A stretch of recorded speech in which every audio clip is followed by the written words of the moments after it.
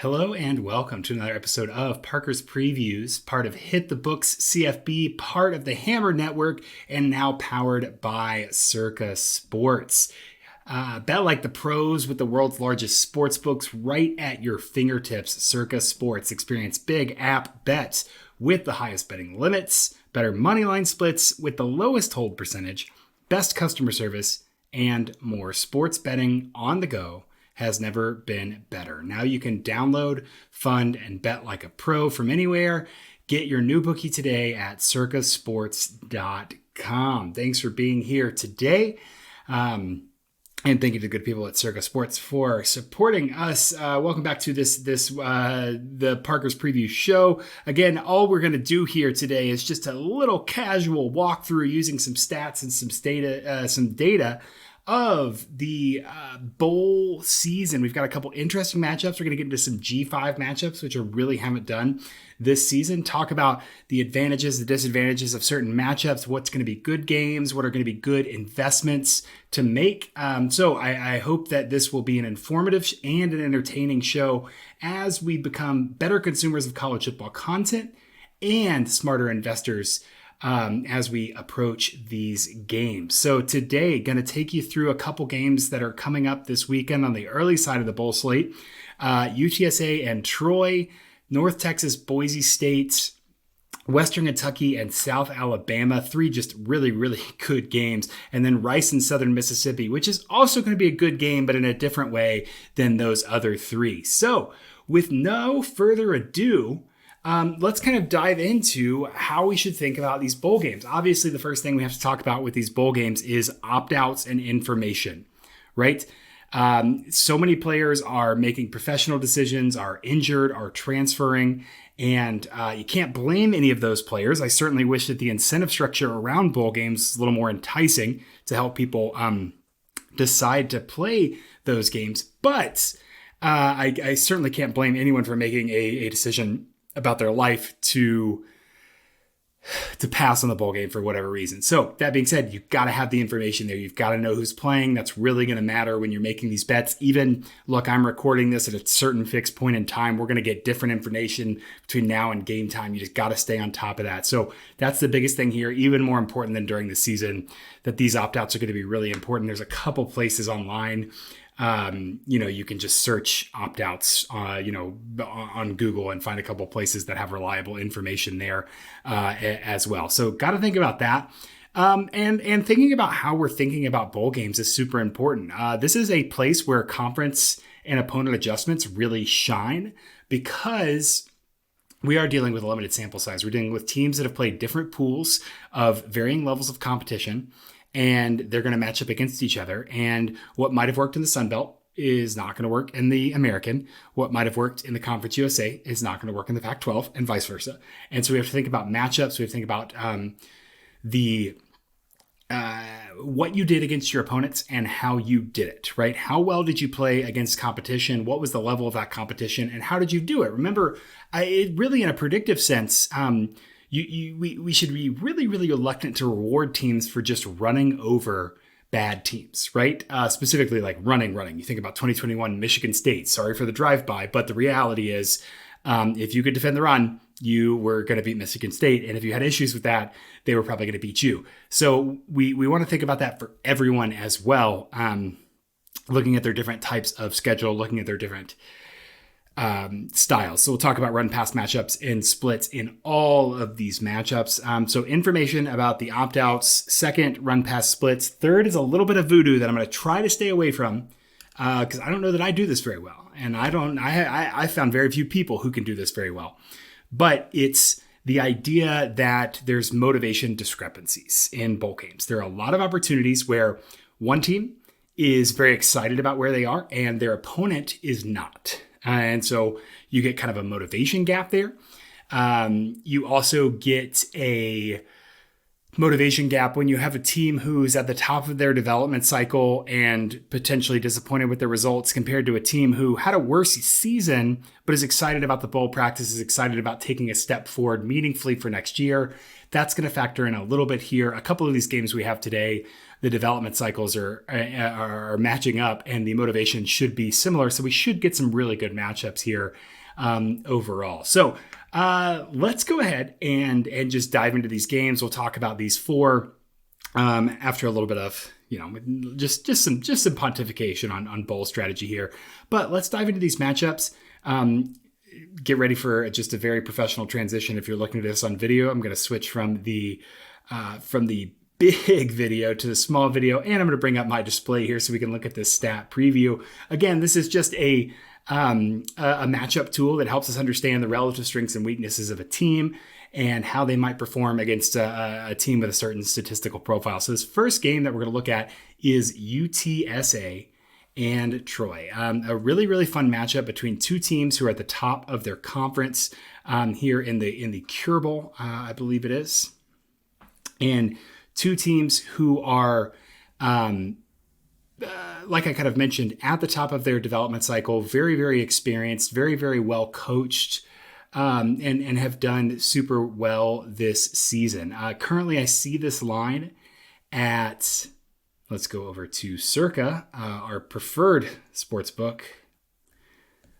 Oh my, I can't find Circa on here at all. Where am I? Okay, all right, I got my life in order here. I'm seeing Troy -1.5, UTSA +1.5. And so that line has moved a little bit from when this preview was pulled together, but still all good because I think we have a wrong team favored situation here. So UTSA, very, very fun team, very, very interesting team.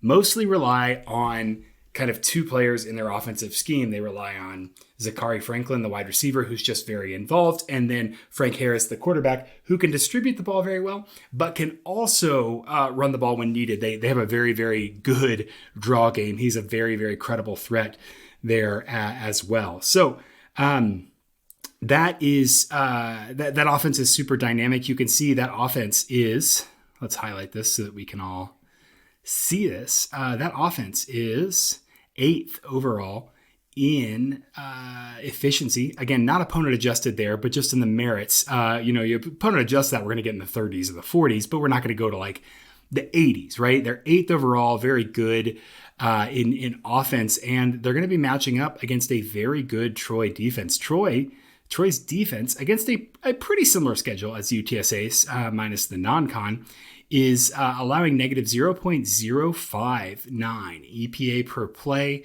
That's 28th best in the nation just in the raw merits. And these offenses and scoring offense match up really, really well. Also, the UTSA is averaging 38.7 points per game. Troy is averaging 17.5. So that's going to be best on best here. And this is a matchup that I think is really, really interesting. One thing I love to see is, again, Zachary Franklin gets so involved in this matchup.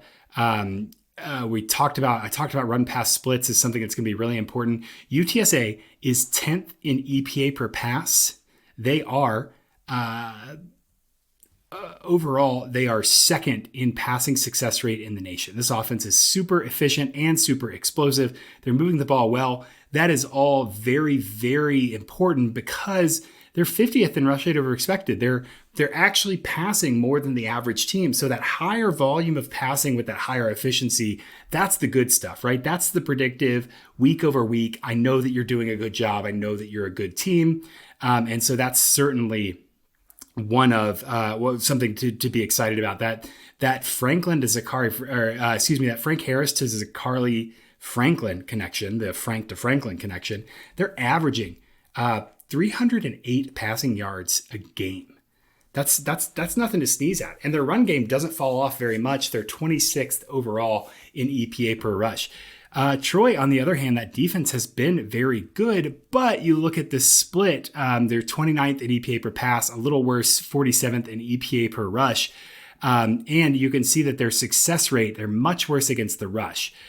This includes, when we talk about rushes here, we're including scrambles, right? Designed runs for running backs and quarterback scrambles. With Frank Harris's ability to move in the pocket, you really start to see a possibility where Troy's defense just gets split out, gets spread thin, and has a hard time containing this UTSA offense. I think it was the best case scenario. We kind of saw UTSA boat race UNT in the Conference USA Championship, where they just kind of separated. 48-27 was the final score, and it wasn't particularly close at any point. They scored 17 points in the second quarter and then 24 points in the second half to just maintain that distance and stay out of harm's way against UNT there. Both teams have won 5 straight, and I believe 10 straight overall. They've both won their not lost their non-con games, meeting at 11-2. And this is one of the better offenses in the nation versus one of the better defenses in the nation, which is great to see. You get the best on best here. I'm really liking UTSA's passing explosiveness and their ceiling or their rushing floor, their ability to move the ball through the rush when they need to.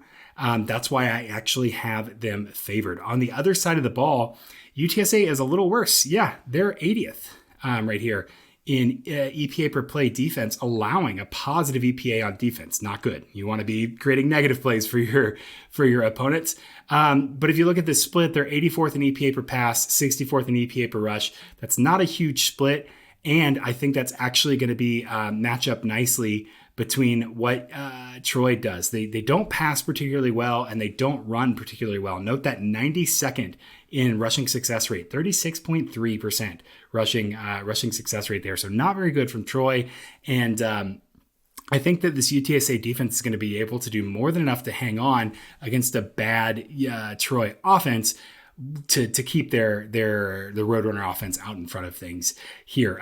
One other stat to look at is that Troy has been awful on late downs. They're 100th in third and fourth down success rate on offense.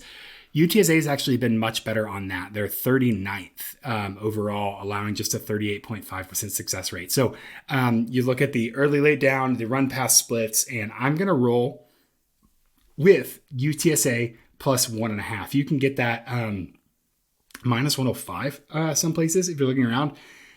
UTSA plus 2 is still out there at certain places, and so that's definitely something that you could take advantage of, I think, if you could find that. And 1.5 over at our friends at Circa, that's 1.5.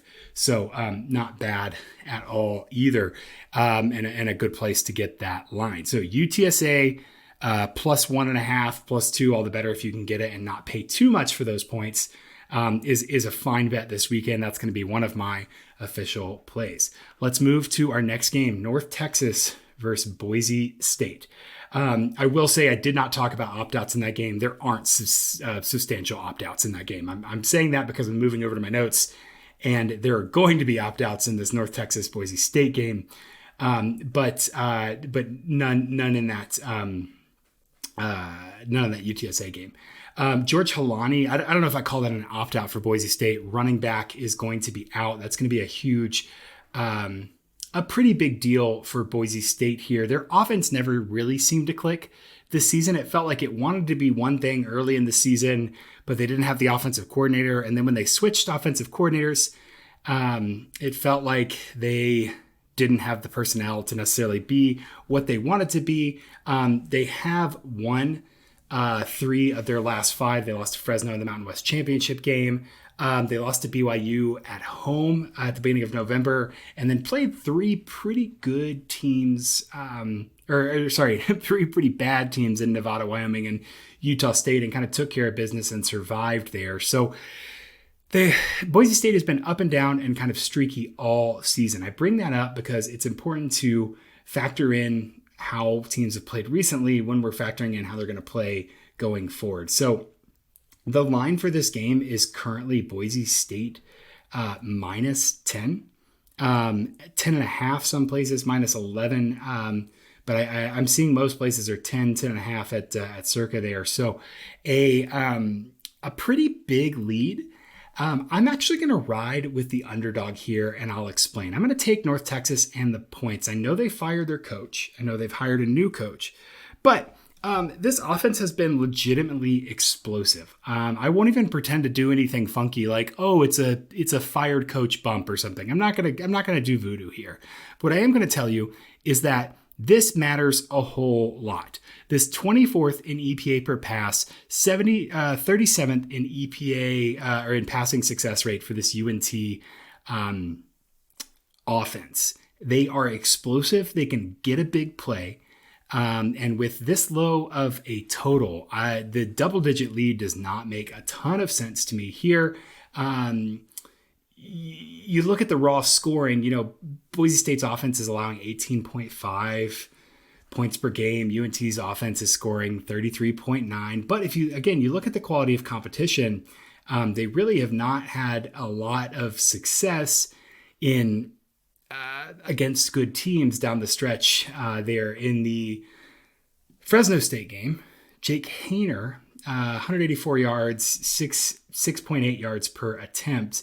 And really was able to move the ball around enough to kind of give the credible threat of a passing game and make Boise focus on two things there. Boise has also had the turnover bug all season and just continually shot themselves in the foot. They did that in the Mountain West Championship game. But UNT, Austin Ani has thrown for 32 touchdowns, 3,300 yards, and 13 interceptions. So good for him. He did throw more touchdowns than his age, which was a concern at one point this season.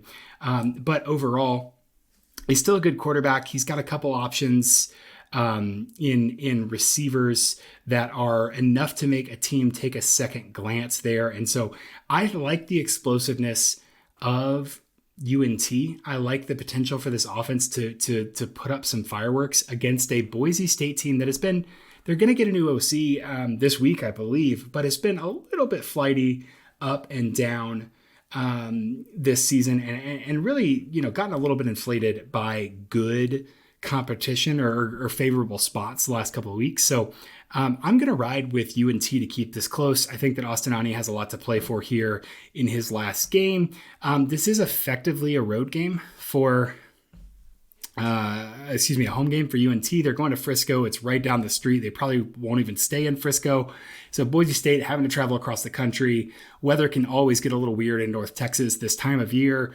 And so I think that North Texas's explosive ceiling on offense is really the key here, especially when you consider that UNT's weakness all season has been defense and that Boise State's offense really has struggled to move the ball consistently. So we'll go official play there. North Texas plus 10.5. Love that I get the hook. If you can get that plus 11 and not pay too much, I'm seeing plus 11 for better prices than plus 10.5 at some places. So knock yourself out on that plus 11 if you're not paying for this that extra half point either. All right, two more games. We'll go a little bit quicker here. Western Kentucky, South Alabama is the second best G5 matchup here, I think, just behind that Troy UTSA game. Two really fun teams. Western Kentucky has Austin Reed coming back. They will be down a couple of linemen. And that's going to matter. Like, you can't pretend that doesn't matter at all.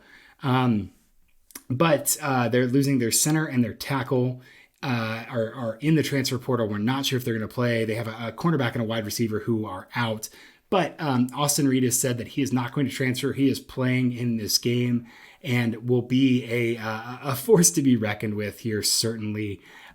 This game is early next week. It's again a really good G5 game where we kind of have a mirror image, right? You've got Western Kentucky, who is 24th in EPA per play on offense, and you've got and they're 40th on defense. And then if you look at South Alabama, same exact split in the opposite direction. They're 40th in offense and 12th on defense. So kind of a best on best here. But the reason that I'm so high on Western Kentucky, they are one of my highest rated G5 teams just because their offensive passing is so efficient and high volume. They are really running the air raid. They are slinging the ball. 13.4% less of a rush rate relative to expectation than an average team. That's fifth most passing in the nation. And they are 20th in EPA per pass. They are explosive and efficient in the pass game. South Alabama has not seen an offense like it all season. Austin Reed, 4,200 yards, 36 touchdowns this season. And shout out to the wide receiver Corley with 9 touchdowns for Western Kentucky too. They can spread things out, certainly. Look at this offense, 35.8 points per game compared to South Alabama's 19.4. The key here is 339 yards passing a game for Western Kentucky, 215.8 for South Alabama. Western Kentucky has had to grind it out the last couple of weeks. They did have to play an Auburn team late in the season. But UTSA has really just played kind of the dregs at the end of the season. Arkansas State, Georgia Southern, Texas State, Southern Miss, Old Dominion, just really, really rough slate and hasn't looked particularly impressive, even as their defense has been, highly rated by the metrics. So if I'm getting Western Kentucky and points, I'm going to be really happy with riding that offense and with riding Austin Reed. I'm seeing +4, +4.5 is still out there. And so I absolutely would take Western Kentucky +4.5 here. I have this closer within a field goal, and with the explosive potential for Western Kentucky against this defense, they can break one away and be gone with it very, very easily here. So we'll go official play. We're riding with the Hilltoppers. We're riding with +4.5 for Western Kentucky and Austin Reed. Last game here. Man, this one is just going to be an absolute disaster. Here, a very fun, kind of bad football game. The over-under is at 46.5. I'm going to take the under on this game. I don't normally take totals. I'm believing in a total here. Both teams are very, very bad. You can see on this graphic, Rice is 73rd on offense, 119th on defense. Southern Miss is 119th on offense, but 32nd on defense. And there's just not going to be a lot of offense in this game. These are two teams who love to run the ball.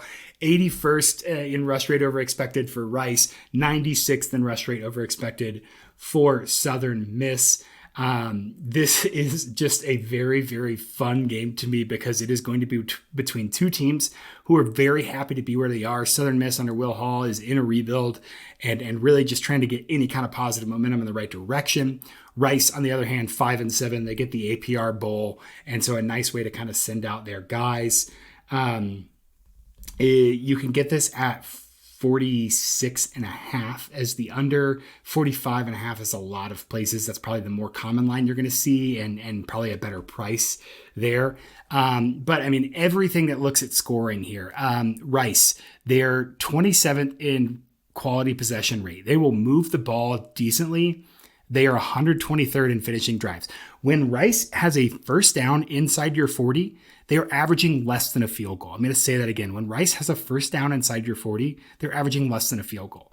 And Southern Miss, relatively much better at finishing drives on defense. They're 29th in points allowed there. Rice really, really bad at field position, 83rd in starting field position allowed. On the other side of things, Southern Miss's offense has just been atrocious. Less than 50% of their drives are quality possessions, averaging only 3.62 points per quality possession. That's 98th in the nation. Neither team can finish drives well. This is going to be a sloppy, silly, very fun college football game, and I think the under is going to be your best bet here. Let's do a little bit of recap. I'll do, again, my fancy transition to get me back in the middle of the screen. Look at that. The magic of video. So a couple plays today for the early slate of bowl games. I'll be back early next week with some more picks on the bowl games. We'll start talking about the playlist and the playoff and everything. But we've got Rice and Southern Miss under 46.5. We've got Western Kentucky +4.5. We've got North Texas +10.5.